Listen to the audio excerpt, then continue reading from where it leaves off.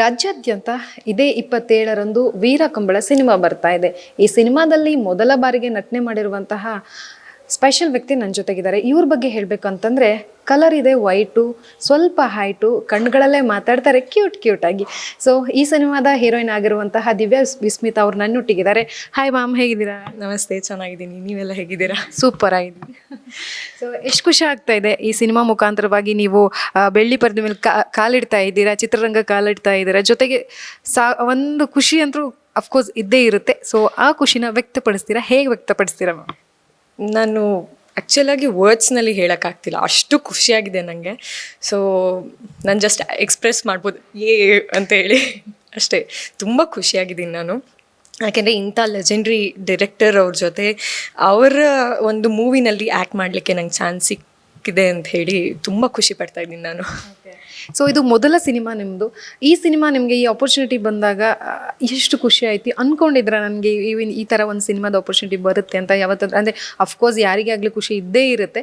So that ನನಗೂ ಇಂಥ cinema ಬರುತ್ತೆ, ನಾನು ಏನು ಜನರ ಮುಂದೆ ನಟನೆ ಮಾಡ್ತೀನಿ ಅನ್ನುವಂಥದ್ದು ಒಂದು ಐಡಿಯಾ ಏನಾದರೂ ಇತ್ತಾ, ಅಥವಾ ನೀವೇ ಟ್ರೈ ಮಾಡ್ತಾ ಇದ್ರಾ, ಹೇಗೆ? ಇಲ್ಲ, ನಾನು ಆ್ಯಕ್ಚುಲಿ ಯೋಚನೆನೂ ಮಾಡಿರಲಿಲ್ಲ. ಬಿಕಾಸ್ ನಾನು ಮೂವಿ ನೋಡೋಕ್ಕೆ ನಂಗೆ ತುಂಬ ಇಷ್ಟ. ಇವಾಗಲೂ ನಾನು ತುಂಬ ಮೂವೀಸ್ ನೋಡ್ತೀನಿ, ಆದರೆ ನಾನು ಮೂವಿನಲ್ಲಿ ಆ್ಯಕ್ಟ್ ಮಾಡ್ತೀನಿ ಅನ್ನೋದ್ರ ಬಗ್ಗೆ ನಾನು ಯೋಚನೆನೂ ಮಾಡಿರಲಿಲ್ಲ. ಸಣ್ಣದಿಂದ ನನಗೆ ಬರೀ ಡಾನ್ಸ್. ನಂಗೆ ಡಾನ್ಸ್ ಅಂದರೆ ತುಂಬ ಇಷ್ಟ. ಸೊ ನಾನು ಡಾನ್ಸ್ ಜಾಸ್ತಿ ಯೋಚನೆ ಮಾಡ್ತಿದ್ದೆ, ಡಾನ್ಸ್ ಬಗ್ಗೆನೇ ಇದು ಮಾಡ್ತಿದ್ದೆ. ಹಾಗಾಗಿ ಈಗ ನಂಗೆ ಆಪರ್ಚುನಿಟಿ ಸಿಕ್ಕಿದ್ದು ಸಹ ನಾನು ಡಾನ್ಸ್ ಪ್ರೋಗ್ರಾಮಿಂದನೇ. ನಾನು ಡಾನ್ಸ್ ಪ್ರೋಗ್ರಾಮ್ ಕೊಡ್ತಿರ್ಬೇಕಾದ್ರೆ ನಮ್ಮ ಡೈರೆಕ್ಟರ್ ಅವ್ರು ಬಂದು ನನ್ನ ಪ್ರೋಗ್ರಾಮ್ ಅವತ್ತು ಅಕಸ್ಮಾತಾಗಿ ಬಂದು ನೋಡಿದ್ದು. ಹಾಗಾಗಿ ಆವಾಗಲೇ ಅವ್ರು ಕೇಳಿದ್ರಂತೆ, ಇಲ್ಲ ಇವ್ರು ನನಗೆ ನಟಿಯಾಗಿ ಬೇಕು ಅಂತ ಹೇಳಿ ಕರೆದಾಗ ನನ್ನ ಗುರುಗಳು ಡಾಕ್ಟರ್ ಜೀವನ್ ರಾಮ್ ಸುಳ್ಯ ಅಂತ ಅವ್ರು ಬಂದು ನನ್ನ ಹತ್ರ ಹೇಳಿದ್ರು, ಈ ಥರ ನಿಂಗೆ ಸಿಕ್ಕಿದೆ ಅಂತ. ಫಸ್ಟಿಗೆ ನನಗೆ ಏನೂ ಗೊತ್ತಿರಲಿಲ್ಲ. ನಾನು ಜಸ್ಟ್ ಮೂವಿಗೆ ನಿಂಗೊಂದು ಸಿಕ್ಕಿದೆ ಅಂತ. ನಾನು ಸದ್ಯಕ್ಕೆ ಮೂವಿ ಏನು ಬೇಡ, ನನಗೆ ಅದ್ರ ಬಗ್ಗೆ ಅಷ್ಟೆಲ್ಲ, ನಾನು ಮೂವಿ ನೋಡೋಕ್ಕೆ ಚೆನ್ನಾಗಿ ಅಂತ ಅಂದ್ಕೊಳ್ತಿದ್ದೆ. ಆದರೆ ಆಮೇಲೆ ಹೇಳಿದ್ರು ಹೀಗೆ ಡಾಕ್ಟರ್ ರಾಜೇಂದ್ರ ಸಿಂಗ್ ಬಾಬು ಅವ್ರದ್ದು ಅಂತ. ಆವಾಗ ಹೌದಾ, ಸರಿ ಆಯಿತು ಅಂತ ಅಂದ್ಕೊಂಡು, ಆದರೂ ಸ್ವಲ್ಪ ಎಲ್ಲೋ ಒಂಥರ ಯೋಚನೆ ಮಾಡ್ತಿದ್ದೆ, ಮೂವಿ ಅಲ್ವಾ ಅಂಥೇಳಿ. ಬಟ್ ಇವ್ರ ಹೆಸರು ಹೇಳಿದ್ಮೇಲೆ ಹಾಂ ಸರಿ ಆಯಿತು, ಏನಾಗಲ್ಲ, ಟ್ರೈ ಮಾಡುವ, ಹೋಗಿ, ಆಪರ್ಚುನಿಟಿ ಮತ್ತೆ ಸಿಗೋದಿಲ್ಲ ಅಂತ ಹೇಳಿ ಸರಿ ಅಂತ ಹೇಳಿದೆ. ಆವಾಗ ಆ್ಯಕ್ಚುಲಾಗಿ ಲೈಟಾಗಿ ಎಕ್ಸೈಟ್ಮೆಂಟ್ ಪ್ಲಸ್ ಸ್ವಲ್ಪ ಹೆದರಿಕೆ ಇತ್ತು, ಮೂವಿಗೆ ಮಾಡ್ತಿದ್ದೀನಿ ಅಂತ ಹೇಳಿ. ಯಾಕಂದರೆ ನಾನು ಹೊಸದಾಗಿ ಮಾಡ್ತಿರೋದ್ರಿಂದ ನನಗೆ ಎಷ್ಟು ಜನ ಅಲ್ಲಿ ಗೊತ್ತಿರೋರು ಇದ್ದಾರೆ, ಎಕ್ಸ್ಪೀರಿಯನ್ಸ್ಡ್ ಇದ್ದಾರೆ. ಹಾಗಾಗಿ ನಾನು ಎಲ್ಲಿ ತಪ್ಪು ಮಾಡಿಬಿಡ್ತೀನೋ ಅನ್ನೋದು ಸ್ವಲ್ಪ ಹೆದರಿಕೆ ಇತ್ತು. ಅದ್ರ ಜೊತೆ ಎಕ್ಸೈಟ್ಮೆಂಟು ಇತ್ತು, ಮೂವಿ ಮಾಡ್ತಿದ್ದೀನಿ ಅಂತ ಹೇಳಿ. ಸೊ ಎರಡು ಮಿಕ್ಸ್ ಆಗಿತ್ತು. ಮೂವಿ ಮಾಡ್ತಾ ಎಕ್ಸೈಟ್ಮೆಂಟ್ ಜಾಸ್ತಿ ಆಯಿತು, ಹೆದರಿಕೆ ಕಡಿಮೆ ಆಗ್ತಾ ಬಂತು. ಸೊ ಈ ಕತೆ ಕೇಳಿದಾಗ ನಿಮ್ಗೆ ಏನು ಅನ್ನಿಸ್ತು? ಇಲ್ಲ ಈ ಕತೆ ನಾನು ಮಾಡಲೇಬೇಕು ಅಂತ ಅನ್ನಿಸ್ತಾ, ಅಥವಾ ಇಲ್ಲ ಇದರಲ್ಲಿ ಇಲ್ಲೊಂದು ಸ್ವಲ್ಪ ಏನಾದರೂ ಚೇಂಜಸ್ ಇರಬೇಕಿತ್ತು ಅಂತ ನಿಮಗೆ ಅನ್ನಿಸ್ತಾ? ನಂಗೆ ಆ್ಯಕ್ಚುಲಿ ಅದ್ರ ಬಗ್ಗೆ ಏನೂ ಅನಿಸ್ಲೇ ಇಲ್ಲ. ಯಾಕೆ ಅಂತಂದರೆ ಅವ್ರು ಕಂಬಳ ಅಂತ ಹೇಳಿದ ತಕ್ಷಣ ನನಗೆ ಅದ್ರ ಬಗ್ಗೆ ತಿಳ್ಕೊಳಕ್ಕೆ ಜಾಸ್ತಿ ಕುತೂಹಲ ಇತ್ತು. ಯಾಕೆ ಅಂತಂದರೆ ನಾನು ಓದಿದ್ದು ಸ್ವಲ್ಪ ಮೂಡ್ಬಿದ್ರೆನಲ್ಲಿ, ಆಳ್ವಾಸ್ನಲ್ಲಿ. ಸೊ ನಾನು 7 years ಫುಲ್ ಅಲ್ಲೇ ಓದಿದ್ದು. ಹಾಗಾಗಿ ಅಲ್ಲಿ ಓದ್ತಿರ್ಬೇಕಾದ್ರೆ ಎಲ್ಲರೂ ಕಂಬಳ ಅಂತ ಹೇಳ್ತಿರು, ಅದೊಂದು ಸ್ಪೋರ್ಟ್ ಅಂತ ಗೊತ್ತಿತ್ತು. ಬಟ್ ನಂಗೆ ಅದ್ರ ಬಗ್ಗೆ ಏನೂ ಗೊತ್ತಿರಲಿಲ್ಲ. ಹಾಗಾಗಿ ಇವ್ರು ಈ ಥರ ಮೂವಿ ಅಂತ ಹೇಳಿದಾಗ ಫಸ್ಟ್ ಆಫ್ ಆಲ್ ಸ್ಪೋರ್ಟ್ ಅಂತ ಹೇಳಿದಕ್ಕೆ ನಂಗೆ ತುಂಬ ಖುಷಿ ಆಗ್ಬಿಡ್ತು. ಬಿಕಾಸ್ ನನಗೆ ಸ್ಪೋರ್ಟ್ಸ್ ಅಂದ್ರೂ ತುಂಬ ಇಷ್ಟ. ಹಾಗಾಗಿ ಸ್ಪೋರ್ಟ್ ಅಂತಿದ್ದಂಗೂ ನಾನು ಸ್ಪೋರ್ಟ್ಸ್ ಮಾಡ್ತಿದ್ದೆ. ಅದಕ್ಕೆ ಒಂದೇ ಸಲ ಹೌದಾ ಸ್ಪೋರ್ಟ್ಸಾ, ಸರಿ ನಾವು ಒಂಥರ ಚೆನ್ನಾಗಿರುತ್ತೆ ಅಂತ ಅನ್ನಿಸ್ತು. ಹಂಗೆ ಅಂದ್ಕೊಳ್ಳೋಕ್ಕೂ ಅವರು ಕತೆ ಹೀಗೆ ಅಂತ ನಮ್ಮ ಜೊತೆ ಮಾಡ್ತಾ ಹೇಳಿದಾಗ ನನಗೆ ಎಲ್ಲೂ ಇದು ಈ ಥರ ಇರಬೇಕಿತ್ತು, ಆ ಥರ ಇರಬೇಕಿತ್ತು ಅಂತ ಅನ್ಸೋಕ್ಕೆ ಇದೇ ಕೊಡಲಿಲ್ಲ. ನನಗೆ ಯೋಚನೆನೂ ಬರಲಿಲ್ಲ. ಯಾಕೆ ಅಂತಂದರೆ ನಾನು ಬರೀ ಇದು ಹಿಂಗಿದೆ, ಇದರಲ್ಲಿ ಇನ್ನೇನೇನಿದೆ ತಿಳ್ಕೊಳ್ಳೋ ಅನ್ನೋ ಕ್ಯೂರಿಯಾಸಿಟಿ ಜಾಸ್ತಿ ಆಗಿತ್ತು. ಹಾಗಾಗಿ ನನಗೆ ಯಾವತ್ತೂ ಆ ಥಾಟ್ ಬಂದಿಲ್ಲ. ಸೊ ಒಬ್ಬ ಲೆಜೆಂಡ್ ಡೈರೆಕ್ಟರ್ ಜೊತೆಗೆ ನೀವು ಕೆಲಸ ಮಾಡಿದ್ದೀರಾ. ನಿಮ್ಗೆ ಆ ಅನುಭವ ಹೆಂಗಿತ್ತು? ಯಾಕಂತಂದರೆ ಕೇಳಿರ್ತೀರ ಮುಂಚೆ ಎಲ್ಲ. ಸೊ ಅಫ್ಕೋರ್ಸ್ ಭಯ ಇದ್ದೇ ಇರುತ್ತೆ, ಯಾವ ರೀತಿಯಾಗಿ ನಮ್ಗೆ ಹೇಳ್ಕೊಡ್ತಾರೋ ಏನೋ ಅಂತ. ಅದರಲ್ಲೂ ಮೊದಲನೇ ಸಿನಿಮಾ ಬೇರೆ, ನಿಮಗೆ ಎಷ್ಟು ಭಯ ಇತ್ತು? ಯಾವ ರೀತಿಯಾಗಿ ಸರ್ ಟ್ರೀಟ್ ಮಾಡ್ತಾಯಿದ್ರು? ಸರ್ ಆ್ಯಕ್ಚುಲಿ ನಾನು ತುಂಬ ಸಾಫ್ಟಾಗಿ ಒಂಥರ ಸಣ್ಣ ಮಗು ತಾನೆ. ನನ್ನನ್ನು ಸರ್ ಒಬ್ಬರೇ ಅಲ್ಲ, ನಾನಂದರೆ ಅವ್ರನ್ನ ಅಪ್ಪಾಜಿ ಅಂತ ಕರಿತೀನಿ. ಹಾಗಾಗಿ ನಾನು ಅಪ್ಪಾಜಿ ಅಂತಲೇ ಹೇಳ್ತೀನಿ. ಈಗ ಅಪ್ಪಾಜಿ ಯಾವಾಗಲೂ ನನಗೆ ಇದು ಹಂಗಲ್ಲಮ್ಮ, ಇದು ಈ ಥರ ಮಾಡಬೇಕು ನೋಡು ಅಂತ ನಿಧಾನಕ್ಕೆ ಹೇಳ್ತಿರು. ಬಿಕಾಸ್ ನಾನು ಹೇಳಿದ್ದೆ ಅವರಿಗೆ ನನಗೆ ಸ್ವಲ್ಪ ಹೆದರಿಕೆ ಆಗುತ್ತೆ ಅಂತ ಹೇಳಿ ಸ್ಟಾರ್ಟಿಂಗಲ್ಲಿ ಮಾತಾಡಿದಾಗ. ಅದಕ್ಕೆ ಅವರು ಏನು ಹಾಗೆಲ್ಲ ಯೋಚನೆ ಮಾಡಬೇಡ ಅಂತೇಳಿ ಅವ್ರು ನಾನು ಸಣ್ಣ ಮಗು ಥರನೇ ಸ್ವಲ್ಪ ನೋಡ್ಕೊಂಡು, ಹಂಗಲ್ಲಮ್ಮ ಇದನ್ನು ಈ ಥರ ಮಾಡ್ಬೇಕು ನೋಡು, ಇದು ಇಲ್ಲಿಂದ ಬಂದರೆ ಈ ಥರ ಆಗುತ್ತೆ, ಈ ಥರ ಪ್ರತಿಯೊಂದು ವಿಚಾರನೂ ಬಿಡಿಸಿ ನನಗೆ ನೀಟಾಗಿ ಹೇಳ್ಕೊಡ್ತಾಯಿದ್ರು. ಅದ್ರ ಜೊತೆ ಅಪ್ಪಾಜಿ ಒಬ್ಬರೇ ಅಲ್ಲ, ನನಗೆ ಈವನ್ ಕ್ಯಾಮ್ರಾಮನ್ ಸರ್ರು ಇವರು ಎಲ್ಲ ನಾನು ಒಳ್ಳೆ ಸಣ್ಣ ಮಕ್ಳ ಥರನೇ ಕರಿತಿದ್ದು.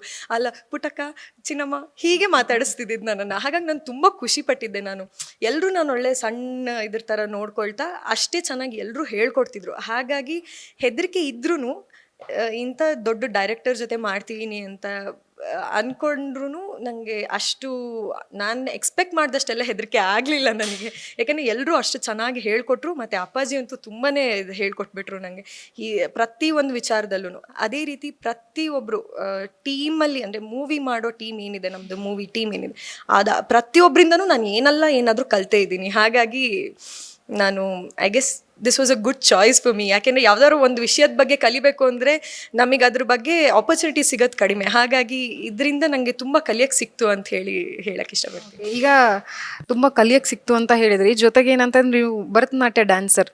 ಸೊ ಭರತನಾಟ್ಯ ಡ್ಯಾನ್ಸರ್ಗೆ ಆ್ಯಕ್ಟಿಂಗ್ ಎಲ್ಲೂ ಕಷ್ಟ ಆಗಲಿಲ್ವಾ? ಕಷ್ಟ ಅಂತ ಅನ್ನಿಸ್ಲಿಲ್ಲ ನನಗೆ. ಯಾಕೆ ಕಣ್ಣಲ್ಲೇ ಎಕ್ಸ್ಪ್ರೆಷನ್ ತೋರಿಸ್ತೀರಾ ನೀವು?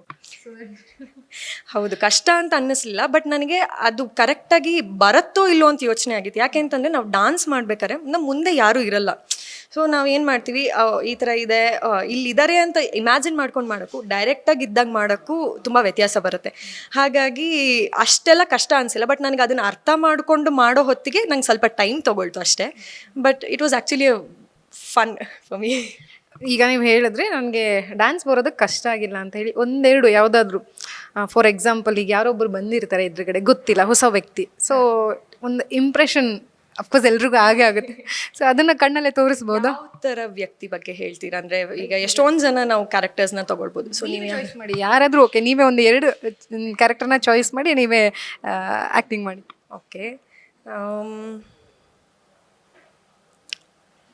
ಈಗ ಯಾರೋ ಒಬ್ಬರು ಅಜ್ಜ ನಡ್ಕೊಂಡು ಬರ್ತಾ ಇದ್ದಾರೆ. ಅವರು ತುಂಬ ಪೇಯ್ನಲ್ಲಿದ್ದಾರೆ. ಸೊ ನಾನು ನೋಡ್ತೀನಿ, ಎಲ್ಲಿಂದನೋ ನಾನು ನಡ್ಕೊಂಡು ಬರ್ತಾ ಇರ್ತೀನಿ ನನ್ನ ಕೆಲಸ ಮುಗಿಸ್ಕೊಂಡು. ಬಟ್ ಅವ್ರ ಪೇಯ್ನನ್ನು ನೋಡಿ ನನಗೆ ತಕ್ಷಣ ಯಾಕೆ ಹಿಂಗೆ ಆಗ್ತಿದೆ, ಅಯ್ಯೋ ಅವ್ರಿಗೆ ಈ ಥರ ಆಗಬಾರ್ದಿತ್ತು ಅನ್ನೋದನ್ನು ತೋರ್ಸೋಕ್ಕೆ ಇಷ್ಟಪಡ್ತೀನಿ. ಸೊ ನಡ್ಕೊಂಡು ಹೋಗ್ತಾ ಇದ್ದೀನಿ. ಈಗ ನಡ್ಕೊಂಡು ಹೋಗ್ತಿರ್ಬೇಕಾರೆ ಅಲ್ಲಿ ಯಾರೋ ಕಾಣಿಸ್ತಿದ್ದಾರಲ್ಲ, ವಯಸ್ಸಾದಂಗಿದೆ. ಅಯ್ಯೋ ರಮನೆ, ಹೊಟ್ಟೆ ನೋವು ಅಂತ ಓದಾಡ್ತಿದ್ದಾರೆ. ಅಯ್ಯೋ ಇರಿ ನಾ ಬರ್ತೀನಿ ಹೆಲ್ಪ್ ಮಾಡೋಕ್ಕೆ. ಏನಾಯಿತು, ನೀರು ಕುಡಿತೀರಾ? ತಗೊಳ್ಳಿ. ಇಲ್ವಾ? ಯಾಕೆ? ಬನ್ನಿ ನಾನು ಕರ್ಕೊಂಡು ಹೋಗ್ತೀನಿ ನಿಮ್ಮನ್ನು. ಪಾಪ ಹಿಂಗಾಗ್ತಿದಲ್ಲ. ಸರಿ ಇಷ್ಟೇ. ಅವ್ರು ನೋಡಿದ ತಕ್ಷಣ ನಮಗೊಂಥರ ಸಖತ್ತಾಗಿತ್ತು. ಏನು ಹೇಳ್ಬೇಕು ನನಗಂತೂ ಗೊತ್ತಾಗ್ತಿಲ್ಲ. ಸೊ ಈಗ ಭರತನಾಟ್ಯ ಒಂದು ಪಾರ್ಟು, ಈಗ ಹೊಸದಾಗಿ ಈ ಇಂಡಸ್ಟ್ರಿ ಕಾಲಿಡ್ತಾ ಇದ್ದೀರಾ. ಈಗ 27ಕ್ಕೆ ಸಿನಿಮಾ ರಿಲೀಸ್ ಆಗ್ತಾ ಇದೆ. ನಿಮ್ಮನ್ನು ಜನ ಒಪ್ಪಬೇಕು, ಮೆಚ್ಚಬೇಕು ಈ ಸಿನಿಮಾ ಮುಖಾಂತರವಾಗಿ ಅಂತಂದರೆ ಈ ಕಂಬಳ ಮುಖಾಂತರವಾಗಿ ಏನು ಜನರನ್ನ ರಂಜಿಸೋಕೆ ಬರ್ತಾ ಇದ್ದೀರಾ. ಸೊ ಯಾಕೆ ಜನರು ಈ ಸಿನಿಮಾನ ನೋಡಬೇಕು? Mainly because of the content. ಆಯಿತಾ, ನನ್ನನ್ನು ನೋಡಲಿ ಅನ್ನೋದಕ್ಕಿಂತ ಹೆಚ್ಚಾಗಿ ನಾನು ಕಂಬಳವನ್ನು ತಿಳ್ಕೊಳ್ಳಿ ಅಂತ ಹೇಳೋಕ್ಕೆ ಇಷ್ಟಪಡ್ತೀನಿ. ಯಾಕೆಂದರೆ ನಾನು ಹೇಳಿದ್ನಲ್ಲ, ನಾನು 7 ವರ್ಷ ಇದ್ದರೂ ನನಗೆ ಅದ್ರ ಬಗ್ಗೆ ಗೊತ್ತಿರಲಿಲ್ಲ. ಹಾಗಾಗಿ ಅದೇ ರೀತಿ ಕರ್ನಾಟಕದಲ್ಲಿ ಸುಮಾರು ಜನರಿಗೆ ಕಂಬಳ ಅಂದರೆ ಏನು ಅನ್ನೋದೇ ಗೊತ್ತಿರಲ್ಲ. ನನಗೆ ಅಟ್ಲೀಸ್ಟ್ ಅದೊಂದು ಸ್ಪೋರ್ಟ್ ಅಂತನಾದ್ರು ಗೊತ್ತಿತ್ತು. ಹಾಗಾಗಿ ಸುಮಾರು ಜನರಿಗೆ ಗೊತ್ತಿರಲಿಕ್ಕಿಲ್ಲ. ಅದರ ಬಗ್ಗೆ ತಿಳ್ಕೊಳ್ಳಿ.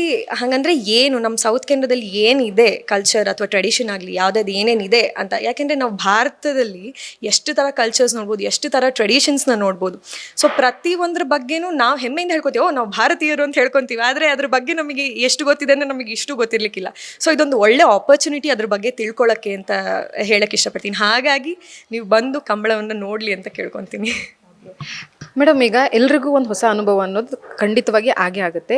ಈ ಸಿನಿಮಾ ಸೆಟ್ಟಲ್ಲಿ ಆಗಿರ್ಬೋದು, ಈ ಸಿನಿಮಾ ಆಗಿರ್ಬೋದು, ನಿಮಗೆ ಏನು ಅನುಭವ ಆಗಿದೆ? ಇನ್ನೊಂದು, ಇಲ್ಲಪ್ಪ ನಾನು ಈ ಸಿನಿಮಾನ ಚಾಯ್ಸ್ ಮಾಡ್ಕೊಂಡಿರಲಿಲ್ಲ, ಏನೋ ಒಂದು ಮಿಸ್ ಮಾಡ್ಕೋತಾ ಇದ್ದೆ ಅನ್ನುವಂಥದ್ದು. ಅದು ಖಂಡಿತವಾಗ್ಲೂ ಹೌದು. ಈ ಸಿನಿಮಾ ನಾನು ಆ್ಯಕ್ಚುಲಿ ನನ್ನ ಗುರುಗಳು ಹೇಳಿದ ಮಾತು ಕೇಳಿದೆ.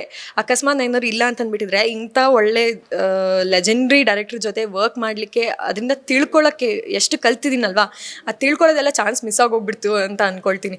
So it is actually a very big opportunity for me. ಇಂಥ ಒಳ್ಳೆ ಡೈರೆಕ್ಟ್ರ್ ಜೊತೆ ಕೆಲಸ ಮಾಡಿದಕ್ಕೋಸ್ಕರ ನಾನು ತುಂಬ ತಿಳ್ಕೊಂಡೆ. ಈಗ ಪ್ರತಿಯೊಂದ್ರ ವಿಚಾರದಲ್ಲೂ ನಾವು ಎಷ್ಟು ತಿಳ್ಕೊತೀವಿ ಅಷ್ಟು ನಮ್ಮ ನಾಲೆಡ್ಜ್ ಜಾಸ್ತಿ ಆಗುತ್ತೆ. ಅದ್ರ ಜೊತೆ ನಾವು ಖುಷಿಯಾಗಿರ್ತೀವಿ, ಓ ನನಗೆ ಇಷ್ಟು ತಿಳ್ಕೊಂಡಿದ್ದೀನಿ, ಅದ್ರ ಬಗ್ಗೆ ಇನ್ನೂ ಕ್ಯೂರಿಯಾಸಿಟಿನೂ ಜಾಸ್ತಿ ಆಗುತ್ತೆ. ಹಾಗಾಗಿ ಇದನ್ನು ನಾನು ಮಾಡಿರಲಿಲ್ಲ ಅಂದರೆ ನನಗೆ ಮೂವಿ ಮೇಲೆ ಬರೀ ನೋಡೋಕೆ ಖುಷಿ ಆಗ್ತಿತ್ತು ಹೊರತು ಮಾಡಬೇಕಂದ್ರೆ ಹೌದಾ ನಂಗೆ ಇದ್ದೋಳು. ಈಗ ಆ್ಯಕ್ಟಿಂಗ್ ಮೇಲೂ ಈ ಥರ ಮಾಡ್ಬೋದು ಅನ್ನೋ ಕ್ಯೂರಿಯಾಸಿಟಿ ಜಾಸ್ತಿಯಾಗಿ ಇನ್ನೂ ಚೆನ್ನಾಗಿ ಈ ಥರ ಮಾಡ್ಬೋದು, ಇದನ್ನು ಹಿಂಗೆ ಮಾಡಿದ್ರೆ ಹೆಂಗಿರುತ್ತೆ ಅನ್ನೋದ್ರ ಬಗ್ಗೆ ಸ್ವಲ್ಪ ಥಾಟ್ ಕೊಡ್ತಾ ಇದ್ದೀನಿ. ಹಾಗಾಗಿ ತಿಳ್ಕೊಳ್ಳೋದು ಜಾಸ್ತಿ ಇರೋದ್ರಿಂದ, ನಾವು ಅದರಲ್ಲಿ ಒಂದು ಹನಿಯಷ್ಟು ಅಷ್ಟೇ ಕಲ್ತಿರೋದ್ರಿಂದ ತಿಳ್ಕೊಂಡ್ರೆ ಎಷ್ಟು ಜಾಸ್ತಿ ನಾವು ತಿಳ್ಕೊಳ್ತೀವೋ ಅಷ್ಟು ಒಳ್ಳೆಯದು. ಹಾಗಾಗಿ ಇದು ಮಿಸ್ ಮಾಡ್ಕೊಂಡಿದ್ದಿದ್ರೆ ನಾನು ನಿಜವಾಗ್ಲೂ ತುಂಬ ಬಿಗ್ ಆಪರ್ಚುನಿಟಿ, ನಾನು ತುಂಬ ಕಲಿಯೋದು ಮಿಸ್ ಆಗೋಗ್ಬಿಡ್ತಿತ್ತು ಅಂತ ಹೇಳಕ್ಕೆ ಇಷ್ಟಪಡ್ತೀನಿ. ಒಂದು ಚಿಕ್ಕ ಪರೀಕ್ಷೆಗೆ ಹೋಗ್ತಿದ್ದೀವಿ ಅಂತಂದರೆ preparation is very important. So that ಈ ಸಿನಿಮಾಗೋಸ್ಕರ ನೀವು ಹೇಗೆ ಪ್ರಿಪೇರ್ ಮಾಡ್ಕೊಂಡಿದ್ರಿ? ನನ್ನ ಪ್ರಿಪರೇಷನ್ ಎಲ್ಲ ನನಗೆ ಅಪ್ಪಾಜಿನೇ ಮಾಡಿಸಿದ್ದು. ಅಂದರೆ ಒಂದು ಕ್ಯಾರೆಕ್ಟರಿಗೆ ನೀನು ಈ ಥರ ಮಾಡಬೇಕು ಅಂದರೆ ಜೊತೆಗೆ ನಂದು ಅಲ್ಲಿ ಸ್ಪೋರ್ಟ್ ಇದ್ದಿದ್ದರಿಂದ ನನಗೆ ಸ್ವಲ್ಪ ಬೇಗ ಕನೆಕ್ಟ್ ಆಗ್ತಿದೆ. ಹಾಗಾಗಿ ಅವ್ರು ಹೇಳಿದ್ದು ನನಗೆ ಬೇಗ ತಲೆಗೆ ಹೋಗ್ತಾ ಇತ್ತು. ಇಲ್ಲ ಅಂದಿದ್ರೆ ಸ್ವಲ್ಪ ಇನ್ನೂ ನಿಧಾನ ಆಗ್ತಿತ್ತೇನೋ ಅಂತ ಹೇಳಕ್ಕೆ ಇಷ್ಟಪಡ್ತೀನಿ. ಪ್ರಿಪೇರ್ ಅಂದರೆ ಜಾಸ್ತಿ ದೊಡ್ಡದೇನು ಪ್ರಿಪೇರ್ ಮಾಡಿರಲಿಲ್ಲ. ಯಾವ ರೀತಿ ಇದ್ದಾಗ ಹೇಗೆ ಮಾಡಬೇಕು, ಯಾಕೆಂದರೆ ನನಗೆ ಪ್ರತಿಯೊಬ್ಬರು ಹೇಳಿಕೊಟ್ರು. ಅಲ್ಲೇ ನಾನು ಎಷ್ಟು ಪ್ರಿಪೇರ್ ಮಾಡ್ಕೊಂಡ್ರು ಈ ನೆಕ್ಸ್ಟ್ ಸೀನ್ ಹಿಂಗಿದೆ ಅಂದರೆ ನಾನು ಈ ಥರ ಮಾಡಬೇಕು ಅಂತ ಅಂದ್ಕೊಂಡ್ರು ಎಲ್ಲೋ ಒಂದು ಕಡೆ ಸ್ವಲ್ಪ ಮಿಸ್ ಆಗೋದಲ್ವ. ಸೊ ಅವರು ನನ್ನ ಜೊತೆ ಇದ್ದ ಆರ್ಟಿಸ್ಟ್ ಎಲ್ಲ ಯಾರ್ಯಾರಿದ್ರು ಪ್ರತಿಯೊಬ್ಬರು ನನಗೆ ಅದಲ್ಲ ನೋಡು ಅಲ್ಲಿ ಈ ಥರ ಮಾಡಿದ್ರೆ ಇನ್ನೂ ಚೆನ್ನಾಗಿ ಬರುತ್ತೆ ಅಂತ ಪ್ರತಿಯೊಬ್ಬರು ಹೇಳ್ಕೊಟ್ರು. ಸೊ ಪ್ರಿಪ್ರೇಷನ್ ಅವ್ರ ಜೊತೆನೂ ಆಯಿತು ಅಂತ ಹೇಳ್ಬೋದು ನಾನು. ಹಾಗಾಗಿ ಸಪ್ರೇಟಾಗಿ ಪ್ರಿಪೇರ್ ಮಾಡೋಕ್ಕಿಂತ ಅದ್ರ ಜೊತೆನೇ ಮಾಡ್ತಾನೆ ಸ್ವಲ್ಪ ಇನ್ನೂ ಚೆನ್ನಾಗಿ ಕಲ್ತಿದ್ದೀನಿ. 27ನೇ ತಾರೀಕು ಸಿನಿಮಾ ರಿಲೀಸ್ ಆಗ್ತಾ ಇದೆ. ಕರುನಾಡಿನ ಜನತೆಗೆ ಏನು ಹೇಳ್ತೀರಾ? ಎಲ್ಲರೂ ಬಂದು ಕಂಬಳವನ್ನು ನೋಡಲಿ ಅಂತ ಹೇಳಕ್ಕೆ ಇಷ್ಟಪಡ್ತೀನಿ. ಯಾಕೆಂದರೆ ಕಂಬಳ ಅನ್ನೋದು ತುಂಬ ತುಂಬ ತುಂಬ ದೊಡ್ಡ ಸ್ಪೋರ್ಟ್. ಅದ್ರ ಜೊತೆ ಅದು ಒಂದು ಕಲ್ಚರ್ ಮತ್ತು ಟ್ರೆಡಿಷನ್ ನಮ್ಮ ಸೌತ್ ಕೇಂದ್ರದಲ್ಲಿ. ಹಾಗಾಗಿ ಅದ್ರ ಬಗ್ಗೆ ಇನ್ನೂ ಜಾಸ್ತಿ ತಿಳ್ಕೊಂಡ್ರೆ ನಾವು ಭಾರತೀಯರು ಅನ್ಸ್ಕೊಂಡಿರೋದಕ್ಕೂ ನಮಗೆ ಎಲ್ಲದ್ರ ಬಗ್ಗೆ ತಿಳ್ಕೊಳ್ಳೋ ಅವಕಾಶ ಸಿಗುತ್ತೆ ಅಂತ ಹೇಳಕ್ಕೆ ಇಷ್ಟಪಡ್ತೀನಿ. ಹಾಗಾಗಿ ಎಲ್ಲರೂ ಬಂದು ಥಿಯೇಟರ್ಸಿಗೆ ನೋಡಿ ಎಂಜಾಯ್ ಮಾಡಿ ಅಂತ ಕೇಳ್ಕೊತೀನಿ. ಓಕೆ, ಸೊ ನೋಡಿದ್ರಲ್ಲ, ಇದಿಷ್ಟು ವೀರಕಂಬಳ ಸಿನಿಮಾದ ಹೀರೋಯಿನ್ ಮಾತಾಗಿರುವಂಥದ್ದು. ಕ್ಯಾಮ್ರಾ ಪರ್ಸನ್ ಗುರುರಾಜ್ ಜೊತೆ ಲಕ್ಷ್ಮೀ ಬಾಗಲಕೋಟೆ, ಅಶ್ವಗನಿ, ಬೆಂಗಳೂರು.